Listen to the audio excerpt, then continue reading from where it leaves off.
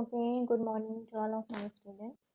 So in the last class, we talked about the Snoop TCP as well as the MTCP, and in order to mitigate the drawbacks of Snoop TCP, MTCP comes into account. So what happens in the MTCP basically for the refreshment purpose point of view, I am just elaborating for the MTCP because the next TCP protocol that is called the Peace TCP is connection between this protocol. That's why. So in the MTCP, what happens if this is a fixed host and fixed host is connected with the base station, and your base station is maintaining the connectivity with the mobile host with the wireless communication. So in the mobile TCP, what happens when the mobile host is changing its location from one position to the another one? It is called the handoff basically. So when the handoff is made, base station just has to advertise zero window advertisement. Zero window advertisement, that is called ZWA or window size zero, to the fixed host. So that the fixed host will enter into the persistent state automatically, and fixed host will not send any packet to the base station. So when there is a reconnection, means when the connection is established between the mobile host to the base station, then the base station will send a positive window size acknowledgement or advertisement to the fixed host, such that the fixed host will mm, understand that I can able to transfer the packet now. The situation is completely under control. So and the communication take place for the further. And also one thing is there in the MTCP that is called the delayed duplicate acknowledgement. So what happens in the delayed duplicate acknowledgement? Suppose if the packet is lost. So when the packet is lost, so mobile host what basically do? The mobile host has to just wait for some duration of time, that is D, before sending the duplicate acknowledgement to the base station. So the outcome of this one is the timer that is running over the base station, it's expired after some time, and after the expiration the base station has to resend the data packet. So when there is a packet loss, there is no need to impose a congestion policy over this scenario, because whenever the congestion policy is imposed, my window size will get reduced to zero, as well as sometimes it is reduced to half. So it will create a very huge impact on the throughput or the performance of the network when your congestion window is reduced. That's why this delayed duplicate acknowledgement was introduced in this MTCP. Now the drawback is MTCP is this base station act as a central entity here. And all the administrator purpose things like the advertisement or the zero window size or the positive window size, or you can say the timer link layer transmission type of protocol, all the things has to be done by the base station only. So that is one of the drawback. So actually we have to maintain the TCP protocol. In the TCP protocol, whatever the happening is going on between a sender and receiver should be between the sender and the receiver only. There is no involvement of the mediator entity. So here this is the sender and this is the receiver. So in order to overcome this drawback, in order to maintain the end-to-end semantics over the TCP protocol, freeze TCP comes into account.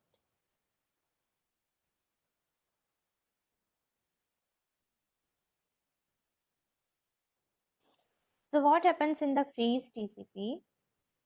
So just I have to write some points.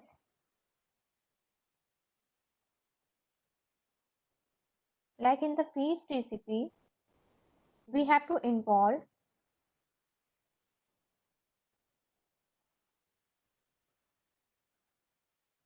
mobile host as TCP receiver. So all the things has to be done by the TCP receiver, that is the mobile host, not done by the base station. So whenever the handoff or disconnection take place, so that is the first point. Whenever the handoff is made or the disconnection is take place by the mobile host, So as I told you, window advertisement has to be sent by the base station to the fixed host. So in this, what happens? Instead of the base station, mobile host has to send the zero window advertisement to the fixed host and tells the fixed host to be entered into the persistent mode, means a sleep mode. So base station will not do anything, just mobile host has to do all the things and the procedures. So when handoff is made,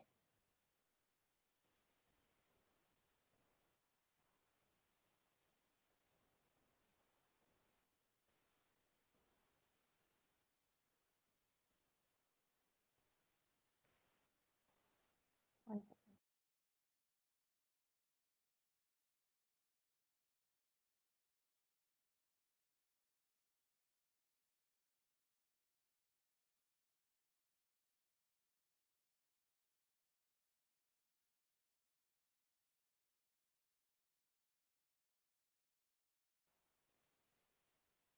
Okay, sorry for the interruption. So when the handoff is made, then zero window advertisement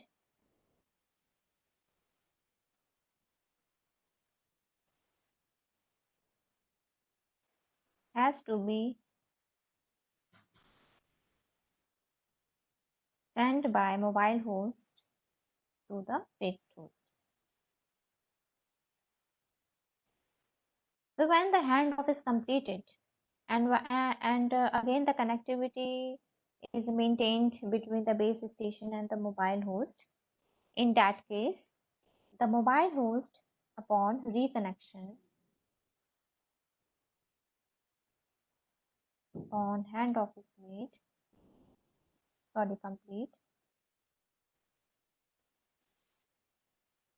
then positive window advertisement, or you can say full window advertisement,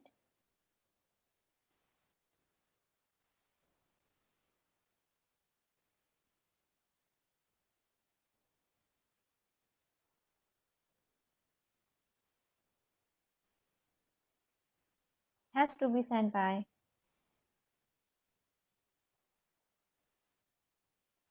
mobile host to the fixed host. Now the point is how the mobile host will get to know that the handoff is initiated.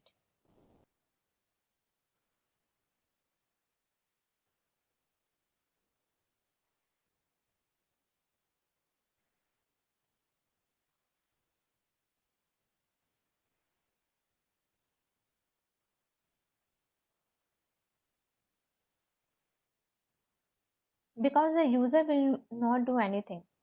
The devices has to do all of the things for maintaining the abstraction and the transparency point of view.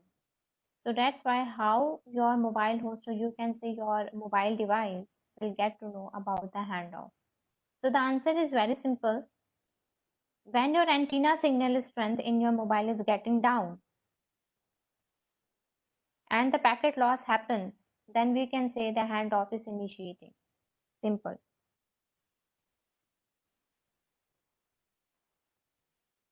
So when signal strength decreases,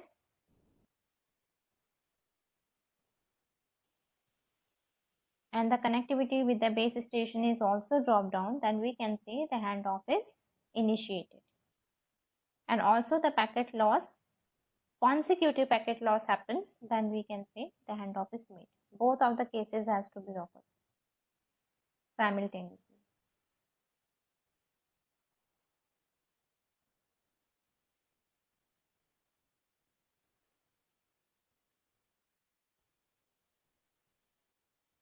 So like this way, mobile host will get to know that okay, I'm initiating the handoff. So first, if I'm initiating the handoff, so I have to send the zero window advertisement towards the base station. And the base station will forward this zero window advertisement to the fixed host. That is the original sender. So now when the fixed host will get will get this packet, that is 0 into advertisement, fixed host will understand, okay, there is a connection problem or the connectivity issue or some type of problem is there in the network. So I do not need to send any other further packets towards the mobile host, and it will enter automatically into the persistent state. So when reconnection happens, suppose the mobile host is successfully completed its handoff and connected to the base station. So after reconnection,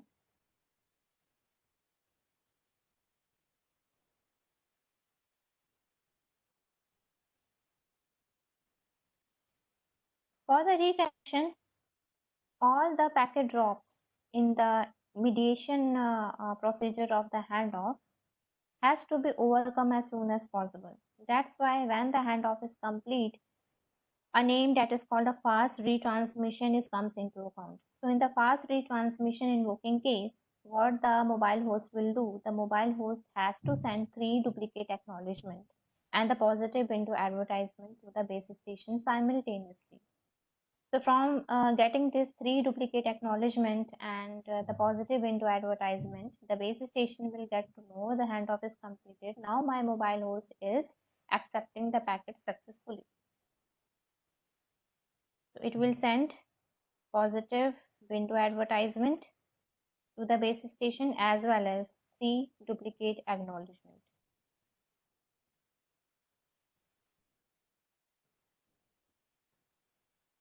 The same thing base station will forward to the fixed host. So after getting the same thing, that is positive window advertisement and 3 duplicate acknowledgement by the fixed host will exit from the persistent mode, and it will be entered into the sending mode, and it will start the sending of the packet. And also after getting the 3 duplicate acknowledgement by the base station, so as I told you, the base station has to store some packet in its buffer. Before getting the acknowledgement from the mobile host, it has to store the previous packet. So when the base station will get to know 3 duplicate acknowledgement, it has to send the buffer data immediately to the mobile host. So like in this way, it has to mitigate all of the delay happens during the handoff, and the throughput will get increased. In fact, the handoff is made, and we do not need to impose any of the congestion policy over this scenario. So all of the things has indicated that we have to just prevent our network from invoking any of the TCP congestion policy. So whenever the TCP congestion policy is applied, then it will be great impact, or you can say a huge impact over the network in terms of the throughput and the delay. So I have to just complete my sentence. Acknowledgement mobile host send 3 duplicate acknowledgement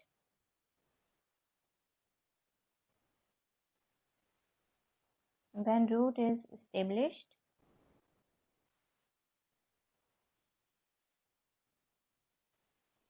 and invokes fast retransmission.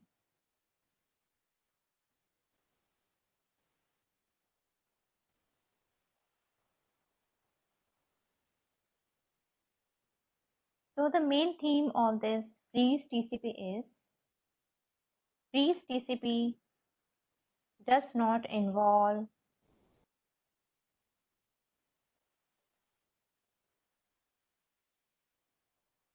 base station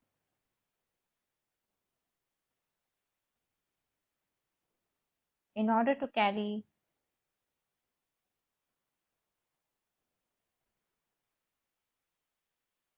any handoff related issues. In order to sort out, not carry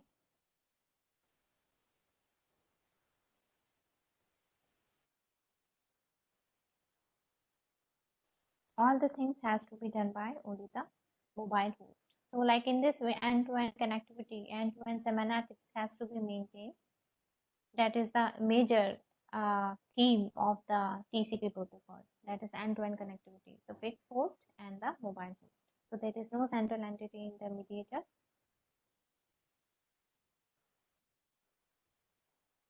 Now your freeze TCP is also done. So all of the TCP protocol is completed, like indirect TCP, Snoop TCP, Freeze TCP, MTCP, and all of this protocol, TCP protocols is very, very important. So in the mobile computing syllabus, that is in the mid-SAM, the syllabus will be from Freeze TCP. That is the syllabus. So in the syllabus, the important one is the mobile IP and this TCP protocol. So the next topic is multi-hop wireless. And your mid-sem exam will be in the subjective manner. So all of the points that I have written in my lectures, you have to write on your paper also. So multi-hop wireless. So what is a multi-hop wireless? Sometimes the multi-hop wireless can be understood as a MANET, that is called the mobile ad hoc network, which we will learn after the mid-sem. But for the introduction point of view, I am just elaborating that what is the multi-hop wireless. So in the multi-hop wireless, these are the nodes, node 1, node 2, 3 and 4. And these are connected to each other in the wireless fashion.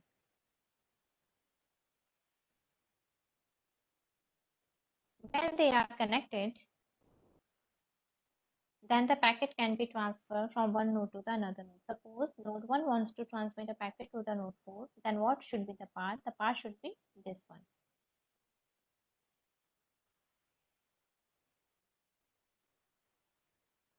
But the topology is temporary.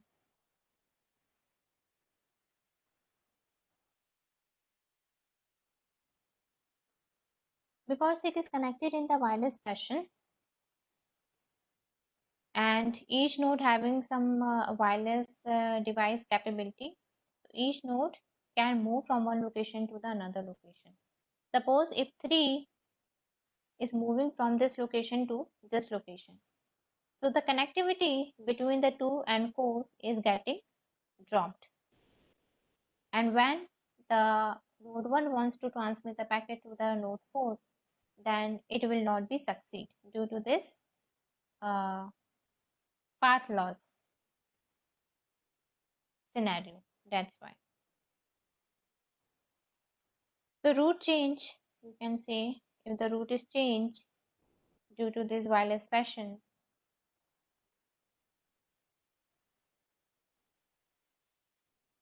lead to packet loss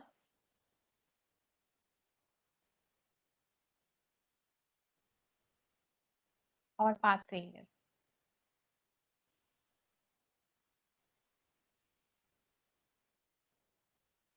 So mobile ad hoc network, or sometimes called the multi-hop wireless, is not the reliable type of network. The topology of this type of network is changing very rapidly because each node having a capability such that it can change its location of their connectivity. It is called the multi-hop. Basically, is connected to another node, and the path between these nodes is called one.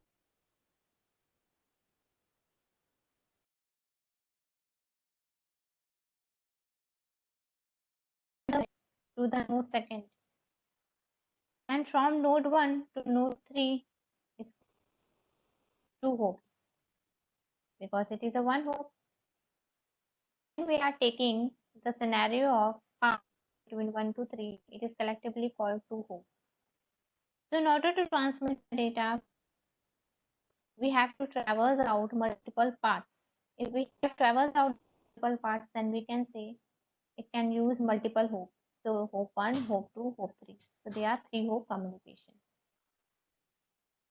And collectively it is called multi-hop wireless because all of the nodes are connected in the wireless fashion. Then what is the drawback of this multi-hop wireless basically? In the multi-hop wireless, when the path is getting changed due to the mobility of the nodes, then sometimes out of order packet will get received.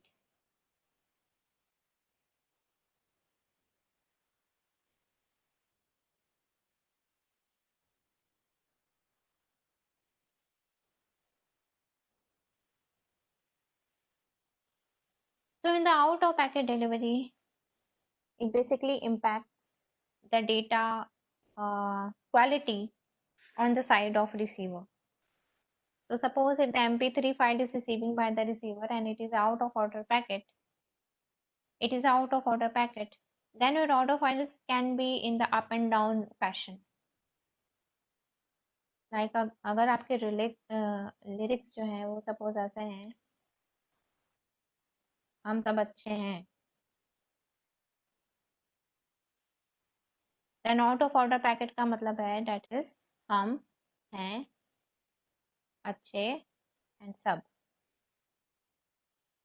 So the quality will get degraded. So why this out of order packet is delivered? Because suppose the first packet that contains harm word is transferred over the receiver. But due to some wireless connectivity issue or due to some mobility, the serve word packet will get lost in the medium. And after that, Achhe will get received by the receiver and Hey will be received by the receiver. But when the acknowledgement is not comes for the sub, then the sender will again transmit this packet and sub will be transmitted last. That's why at the receiver side, it will be sorted out as Hum Hai Achhe Sab. Also, there are so many inconsistency in the multi-hop wireless network. Like there are two MAC protocols over there.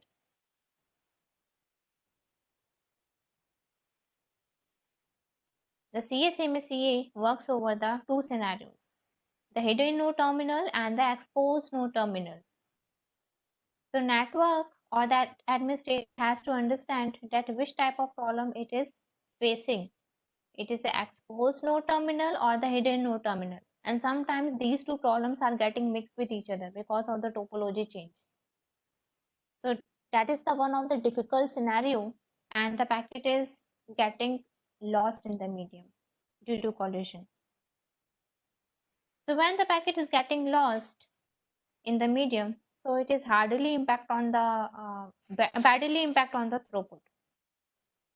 So for the network performance, our throughput will get high. So how to improve the throughput? That is the main topic.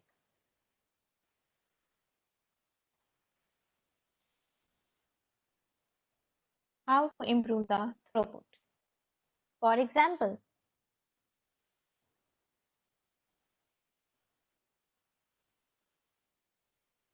अगर हमें अपने किसी system का throughput increase करना है, system in the sense suppose हमारा academic session है, उसका थ्रूपुट हमें इंक्रीज करना है, so what will we do? We will take the feedback from the students, and according to the feedback, the faculty has to improve itself, right?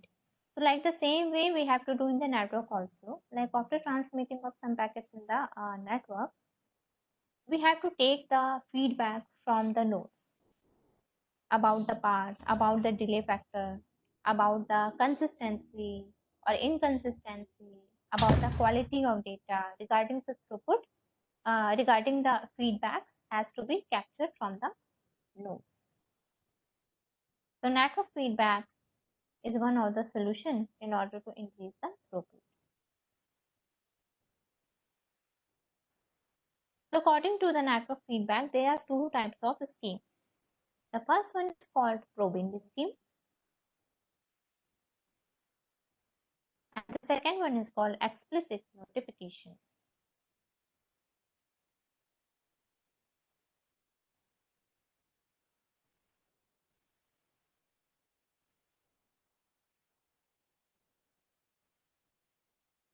So what happens in probing?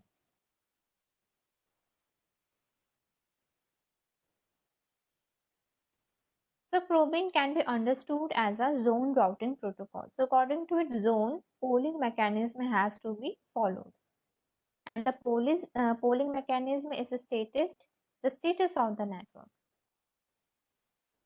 The status of the network is informed by continuous polling scheme.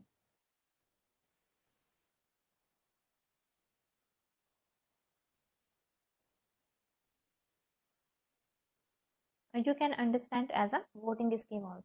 Like all of the nodes has to vote for a certain path, for a certain feature, and according to the polling, that particular path or that particular node or a router has to be prescribed for the communication establishment or the packet transfer.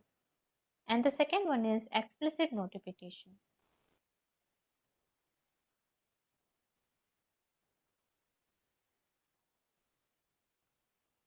So what happens in the explicit notification?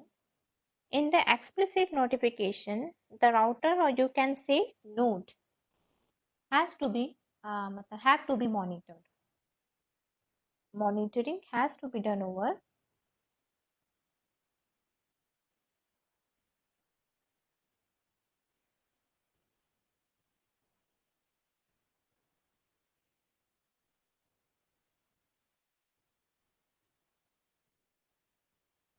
router or node.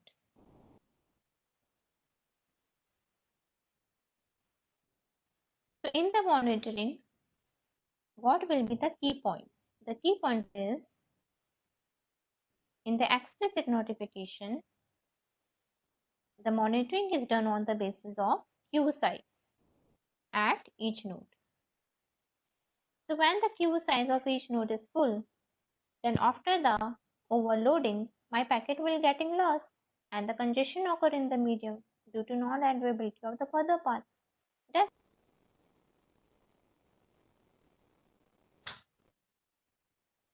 and possibility of the congestion is analyzed.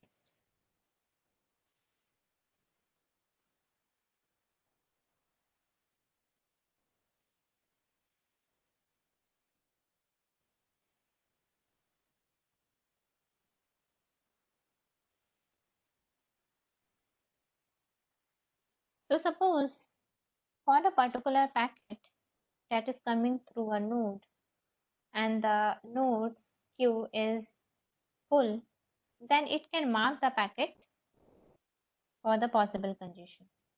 Mark the IP packet.